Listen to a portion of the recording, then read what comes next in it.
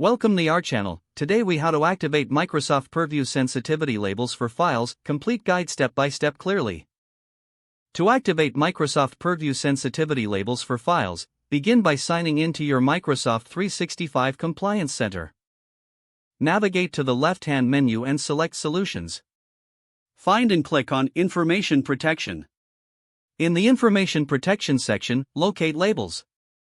Click on the Publish Labels option. You will see the option to create a new label policy. Select Create to start a new policy. Provide a meaningful name and description for your label policy. Choose the labels you want to include in this policy. You can select multiple sensitivity labels based on your organization's needs. Determine who will have access to these labels.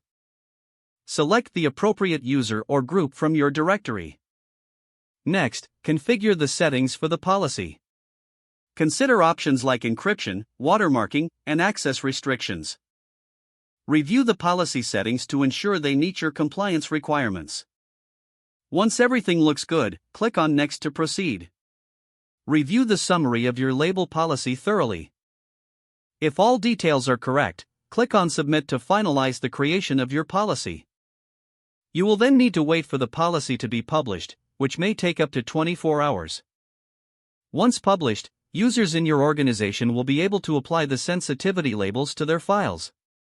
Advise users on how to access and apply these labels within Office applications. Monitor the usage of sensitivity labels through the Compliance Center for ongoing compliance and adjustments.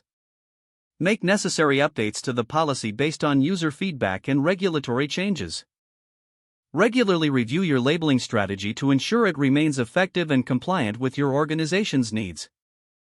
If the page does not load, refresh the browser or try again in a private or incognito window. Make sure you are using the correct email address, then retype it carefully to avoid small typos. If your password is not accepted, use the reset option and create a new strong password you can remember. Check your spam folder for verification or security emails, then complete any requested confirmation steps. Enable two-factor authentication if available to improve account security and reduce unauthorized access risk. After signing in, review your profile details so your contact information and settings are accurate and current. If you see an error message, note it down and try again after restarting your device and internet connection. Don't forget to like this video and subscribe to our channel for more step-by-step tech guides.